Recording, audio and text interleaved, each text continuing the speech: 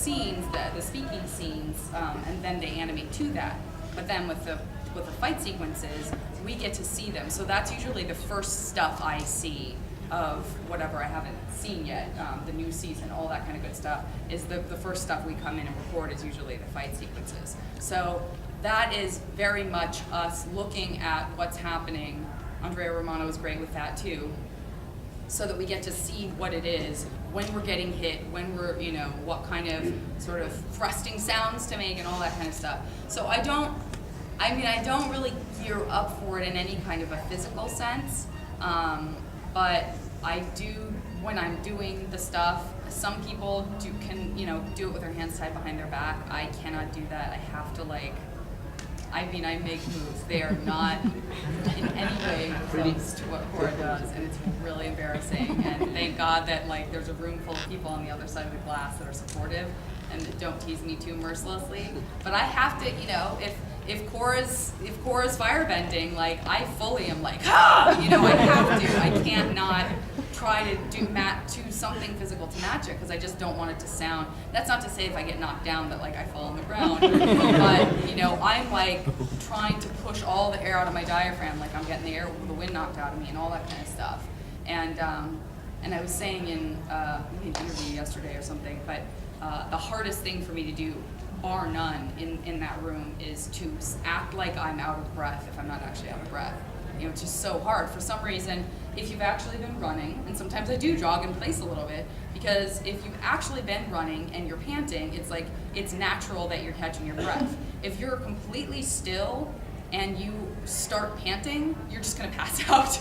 That's basically what happens. So if you're just breathing to sound like you're breathing hard, I can only do that for a few seconds before I'm I'm gonna need a second. Because you just start to feel So that's the hardest thing for me, honestly, is the panting. Who knew? Didn't think that would be such a big deal. Elvis Costello. I know you can't spoil anything, but from what you've seen, could you tell us how awesome Book 2 is going to be? I can. It is so awesome, and I have only seen a few bits and pieces, right, from doing the ADR or doing the matching the fight sequences and stuff. I've only seen the first episode. They don't let us see really anything in advance of you guys.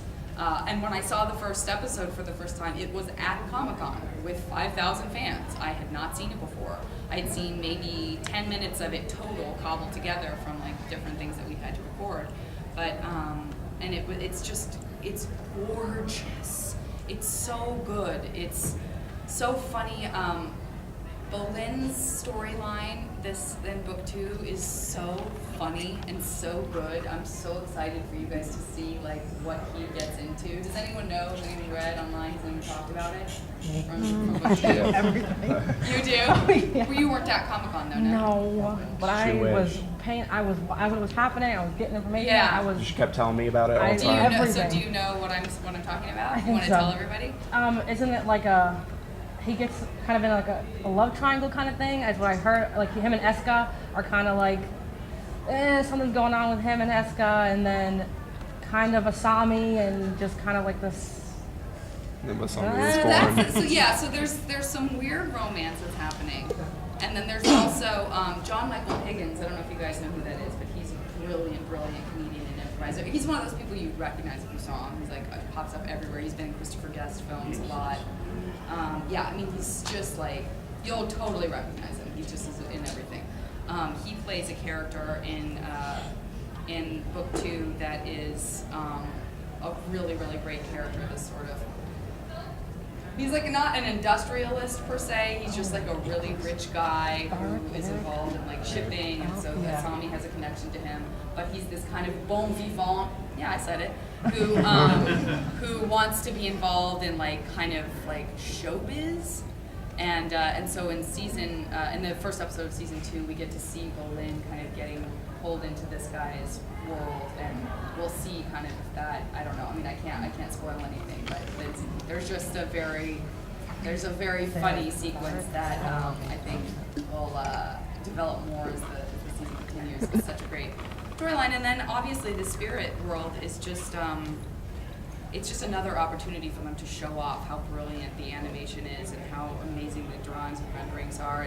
And I always say, you know, when I saw the dark spirit that you see in the trailer and also in the episode itself, I haven't, not to say that you're seeing something that your eyes can't even comprehend because you've never seen anything like it, but at the same time, I've never seen anything like it. It's not like, oh, that kind of looks like a dragon. You know what I mean? It's just like this creature that doesn't really look like anything. It's new. And to me, that's such a great stamp of the Last Airbender and the Korra universe, is that these guys are still thinking so creatively, and obviously we're all influenced by what we see, and there's so much stuff that pours into our eye holes when we're online, and there's so many imaginative people out there designing great creatures and stuff, and I still think that they are creating creatures that I've never seen before, that don't remind me of anything. They're just new and wonderful and strange and beautiful, and you're just going to see more of that as the season unfurls, so that's going to be really cool. Beanie. What's your favorite thing about Korra that you love to portray? My favorite thing about Korra that I love to portray, and I think if I had to speculate, I would say probably the reason that I got the job is for sarcasm. It's not like it's so. I mean, at the beginning, I think. In book one, you see it a lot at first because she's just very defensive, and that's kind of how she is defensive and how she masks her vulnerabilities.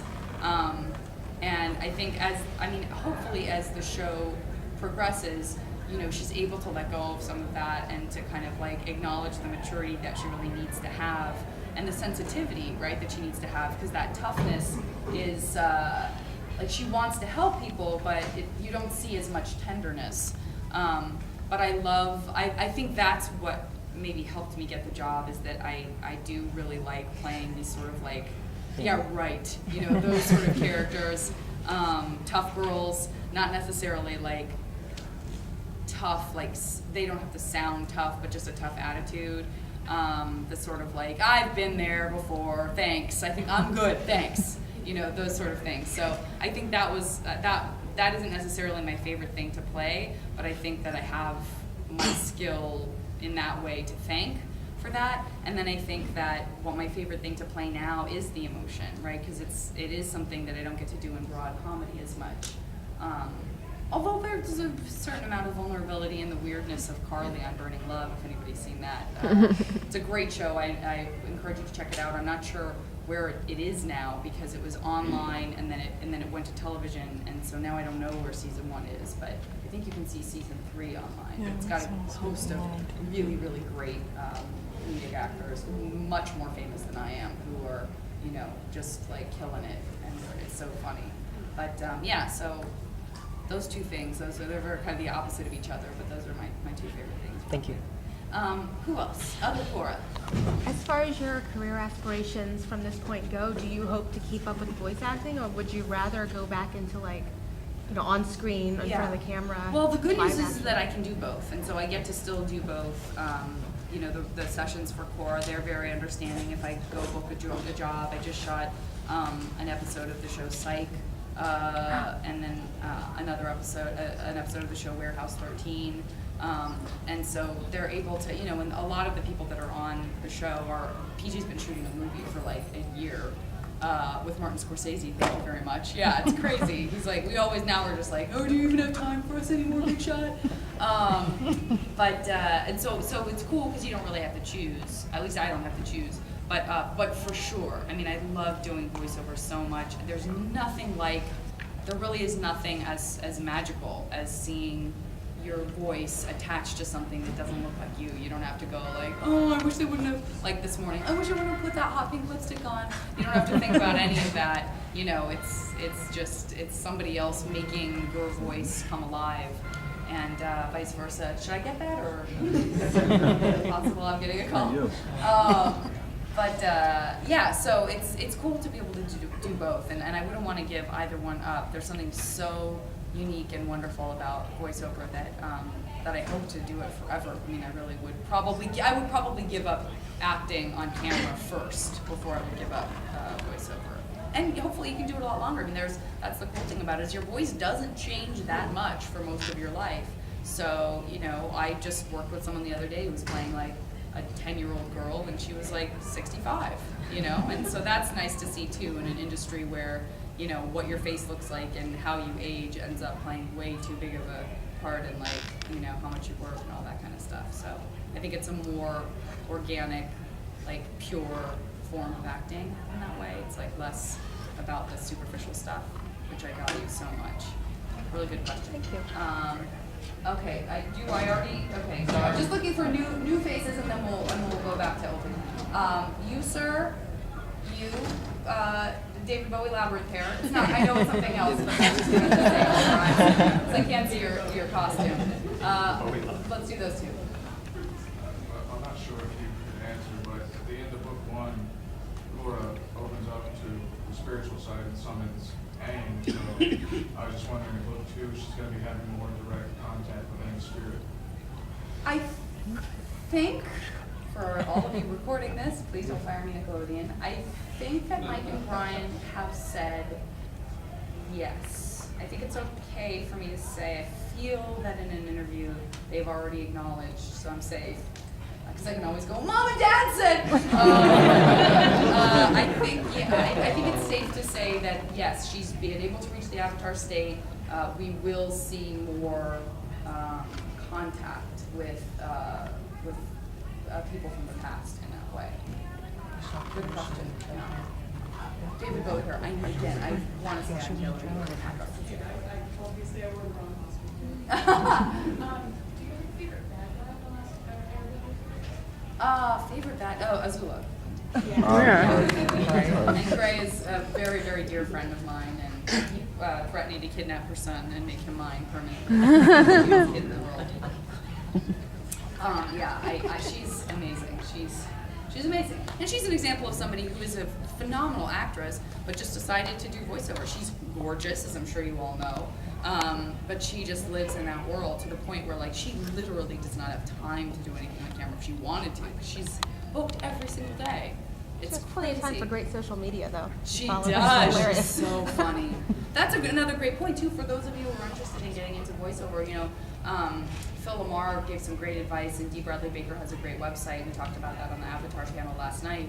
But what I would add to that is that she has such skill in improvising little bits at the end. So if you find yourself with an opportunity to audition, you know, that is a really great, I think that really does get people work, is they do the lines as written, but then they just flavor them a little bit with their own stuff. And, you know, if you make the writers laugh, they want to bring you back and they want to hear, you know, what else you've got and what you're bringing to that. And I think PJ Burns, again, another great example of that, is that he really was playful during our callbacks, like when we were, you know, paired up together and stuff, and made a real impact, because it you know, it kind of made them think like, oh, this is our guy, because that is something Willem would say and stuff like that. So that's a really great skill that Greg has. What okay, so okay, sorry. Okay, so you, my beauty, right there, and then you, my beauty, right in front of her, right there, so you two. Yeah. I know that Brian and Mike are online. Have you ever, like, what's the weirdest thing you've seen from the fandom online or just in general? I'm not, I don't have, I mean, I have like I think I have a Tumblr that someone else is doing for me for my podcast, which I encourage all of you to check out. It's called the JV Club. I interview women. I just interview women, as it turns out. I didn't really set out to do that necessarily, but that's kind of how it shaped itself for me. And it was interesting because I hadn't gotten Cora yet when I started doing the podcast, but I ended up creating this podcast that's really, it's for men and women. I have as many male listeners as I have female, but the women that I talk to, we talk a lot about kind of our awkward high school adolescence and how it sort of shaped us into the people that we are, and I like revisiting that stuff because I think it puts a human face on all of us, including people like, you know, all the girls that are on the show Community. All three of them have done it, and Christina Hendricks, who's on Mad Men's, done it. Amy Acker from Buffy and Angel and Dollhouse and all that, she's done it. And so when you sort of hear these like mutually awkward experiences and sort of hear how even now working in the industry is like we all still feel kind of like dorks. I just think that like it's sort of it's just like sort of an empowering thing. So anyway, that was the pitch on that. But so I'm not online. I'm online a lot for the podcast. I'm on Twitter. I get sent like gifts and stuff on Twitter sometimes, and that's usually as deep as I get because I just don't have as much time as I would like to like really get in there and explore. So I've seen like some gifs of, you know, stuff where like there's I can't remember. I mean there's a lot of like two girls kissing stuff. People have a fascination with that. But that's the main thing. And then I love when people draw my character like interacting with non-Avatar and Airbender universe characters. I always like to see that. I think it's cool when people do that. Sometimes they do little panels of like, you know, Korra meeting someone from Winx or whatever, you know, just it's always fun to see people's imaginations when they combine different shows that they like. So, and then. So, your favorite character from The Last Airbender? My favorite character from The Last Airbender? I love Aang. I mean, it's hard not to feel loyalty to you know, the previous Avatar. But I also, I love Toph. You know, I would say those would, you know, I would say that like the loyalty in me loves Aang, but as Janet, I really love Toph. Jose, I'm going to get to you in just a second, but I'm going to, yes, I was going to call you Zach Galifianakis. That's not fair, but he's a friend of mine, so I mean it with love. Forgive me if it's repeated, I missed the beginning, but as someone with a comedy background, one of the things a lot of people like about Avatar in general is this blend of action and drama and comedy. How do you appreciate it as someone, you know, who's done comedy for so long? Oh yeah, we kind of talked about it a little bit, but no apology necessary. What I had said was that for me it's like the best job in the world because I get to do the most stuff. I mean, it's just the most textured role that I have. You know, so much happens on the show, and so much of it is serious and action-packed, and but the comedy I love. But you know what I will say is, I haven't said this before, but I'm so used to doing comedy, and Korra's role is not like the funny one, right? It's Bolin. And so whenever we do stuff, like when we showed the first episode of book 2, like I don't have really any funny lines. I mean, I don't have funny lines really. And so, but I think I had like one thing. It was probably seriously just something sarcastic, like, sounds good. Like that's the closest thing I had that was like funny.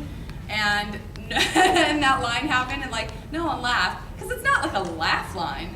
But then like Bolin said something right after that was super funny, and like 5,000 people went nuts and everyone was laughing. And the comedy person in me, the comedian in me, who's used to doing like sketch and improv on a stage, was like, hey, I'm funny. I'm funny. But you know, that's not really what my characters are. So it's good for me. I think it's really good for me to sort of have those moments where I'm like, everyone just laughs at PJ, you know.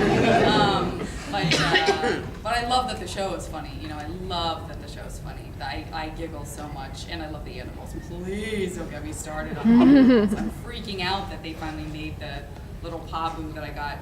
There's a naga and a pabu that I had photographs taken with at Comic-Con, and I don't actually own those animals, those stuffed animals yet, but like I'm dying to because they're so cute. But I also love seeing when people come in and they make their own. That's almost better, right? Because it's just so fun to see that extension of the cosplay to the little creatures and stuff. One day someone will make a life-size naga, but I haven't seen it yet.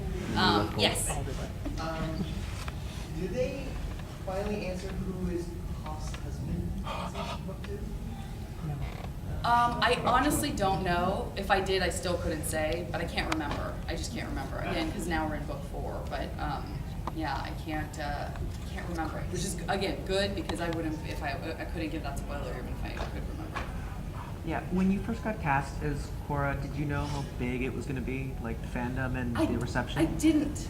I truly didn't. I said this at the panel last night, but when I got it, I was so excited. When I first got it, it had not been made clear to me that the show had already been picked up.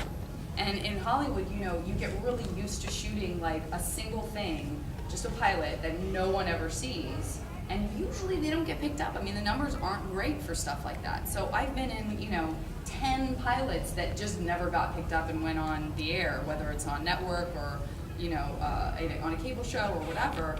It's different than with a movie where, like, if you're shooting it, eyeballs will be seeing it. So I just thought, and the last thing I had done for Nickelodeon didn't get picked up.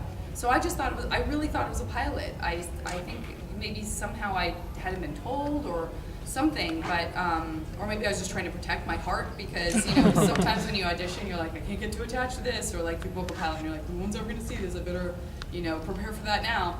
And so when my agent called to tell me, I've said this before, but I was in like a Joann's Fabrics because I'm very crafty and enjoy making things. And I think I was like in the bead aisle maybe, either that or like the friendship bracelet embroidery thread aisle. And I got the call that I got it, and so I answered it, and I like shrieked in the middle of Joann's Fabrics. I was like jumping up and down, like, people really do this? Like, I know that that's like a real thing, which seems so unbelievable when people do it in the movies. Like, really, you're gonna jump up and down? But I was like bounding up and down just when I thought it was a pilot, and then like later someone told me, no, we've got 13 episodes. You're doing it. This is happening.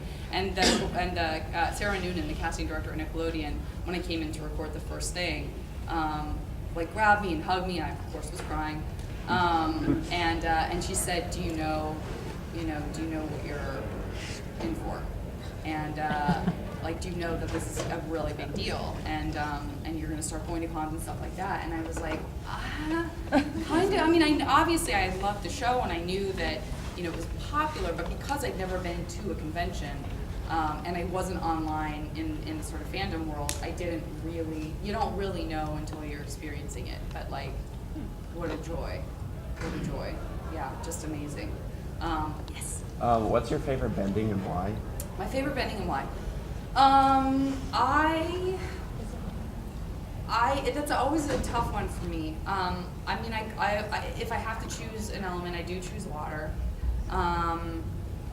I think there's something to it that it's like, it doesn't seem like it requires as much patience as airbending, but it's not as sort of like, I feel like firebending to me, in my mind, represents like when I'm really mad and when I'm impatient. So there's something about water that like is nice and in between. And earthbending's totally awesome, I never consider it for some reason. I don't know why. For some reason, I just I'm immediately choosing between fire and water like that. And so yeah, I think there's something, I don't know, anytime Cora is waterbending, I just think that there's something so like beautiful about the movement and the circumstances. I love like, in the first episode, her dad does some water bending that's really cool with a dark spirit, and I like the sort of, I like people's reaction to the water. Like I like when like ice gets shattered and stuff like that. So I usually go with water. I mean, I always go with water, even if sometimes I feel like I want to throw a fireball at someone in my mind. Jose. Yeah, the movie, the Judy Moody. Oh yeah. So Jose brings me this DVD sleeve of Judy Moody and the Not Bummer Summer for me to sign, which is this live action movie. Stink Renee's. Was what? Stink. Oh, Stink? Yeah. What's Stink's real name? Yeah. I think it's Ned. Ned? I think it's Ned. It's in the books, and it's definitely in the movie, but I haven't watched it in a little while. I think it's Ned. Yeah. And how Stink got his name? His wow. You know what? I can't remember. Okay. I can't remember. I'm so sorry. I know it's in the books. Okay. I don't think they talk about the reason that his name's Stink in the movie, but I know it's in the books. Okay. Yeah, there's like a million of those Judy Moody books. People love that show. You, sir, in the white, I'm gonna call you doctor, and then the beautiful woman sitting next to the good doctor, and I don't mean that in a Dr. Who manner. How did you get your start in acting? And like, did you do any theater? Yeah, when I was little, the first thing I ever did was in first grade, I got cast as Snow White in Snow White and the Seven Dwarfs. The art school that I went to didn't really have any money, so my Snow White wig was just like, you know how like you can just go to like a thrift store and there's just like the same weird brown wig that looks like someone's aunt, like, just like weird, like wavy, just short. So that's what they had for me. So somewhere out there is a videotape of me, like with my white blonde hair, like straight blonde hair with little white bangs, and then just sitting on top of that like a weird fur hat. Brown wig. It's horrible. But yeah, so I did a lot of theater growing up. I didn't, pursue getting an agent or anything like that. I was in Tucson, Arizona. That's not really a thing. And so I just did it in school. Went to art schools. I have a book that my parents had me write in every year, where it's like your school picture, and then there's a pocket where you put all your, your grades and your like little awards or whatever, and then you also fill out what your, who your teachers were, who your friends are, what your goals are, and every single one, I always said that I wanted to be a bike rider and an actress, and then because my dad rode bikes, and I do cycle all the time. I'm an avid cyclist.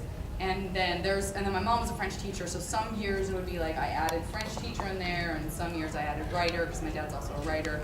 But actress was always in there. And then somehow when I was a teenager, I got real pragmatic, and I was like, I'm never going to be able to make a living acting. So I just kind of quit when I moved to San Francisco. And so I wasn't really doing any acting when I lived in San Francisco. And then some friends of mine from school put together a sketch group, and they asked me if I would be in it. And I was like, I don't do that. I've never done improv. I don't do comedy.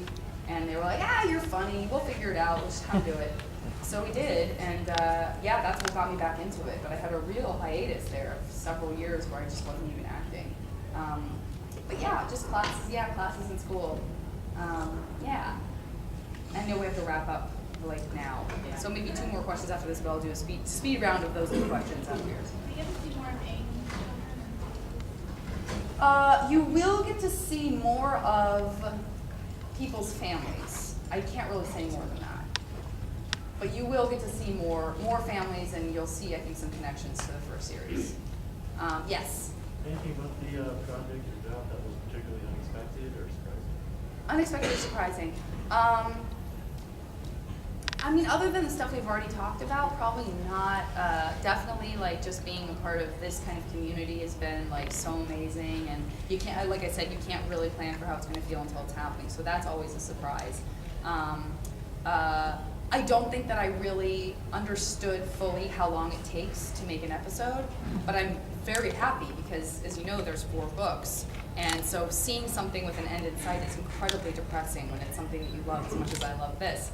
But luckily, not for you guys, but it takes such a long time that I've already been doing this job for 4 years. So knowing that, like, we're recording and it's going to take a little, it takes a little time to roll out the episodes, and hopefully it'll be like the Last Airbender series where it just lives perennially because people are constantly, discovering it anew and loving it and being loyal to it and coming back to it time and time again because there's so much you can pick up each time you watch an episode over again. I didn't realize that there would be like a longevity even just to the season's airing, and I'm so glad that there are because I never want this to end. So I'm glad that I get to like live with this as long as possible. So that was a long expected. One more question. You guys have already asked. I'm just gonna see if there's anybody who has a question who hasn't asked a question yet. Anyone? All right. There she. Are you Cora? I just saw an armband. Okay, you got the bands on. Awesome. Is who? I don't know if I can answer that. That's not a yes. I just don't know if I can answer it. I don't know if I can answer it. Tweet me and I'll ask Mike and Brian and see if I can answer that question. Okay, you and then we'll finish. You said that you live with, used to live with some animators and stuff like that. Do you have any perspective on people, like, how like it compares for people who are trying, because I'm studying animation. So for people like from an acting side and from animator side, because I know necessarily LA and Hollywood is a tough business in general. Yeah, gosh, I wish the guys were here. What I always say is I'm so astounded by the patience and dedication that it takes to be an animator, because performers like to kind of do it and then they're done and then they're on to the next thing and then they're on to the next thing, and to put that love and care, and thank goodness that you guys do, have that love and care and are willing to invest and you don't hate something, you know, halfway through doing it, or maybe you do, but that's part of the process. Told you. 2-1, that was like bowling. Part of the process is, you know, that you kind of hate it some days, but you power through that. I think that the best thing you can do is just really have a strong point of view and really have a style that you feel comfortable with. And I think that that authenticity, and these guys can, you know, we can all speak to that as fans, you really pick up on that. Like, you can really tell when something's coming from the heart and it's coming from your crazy brain, you know, that makes you special in a way that no one else is special. To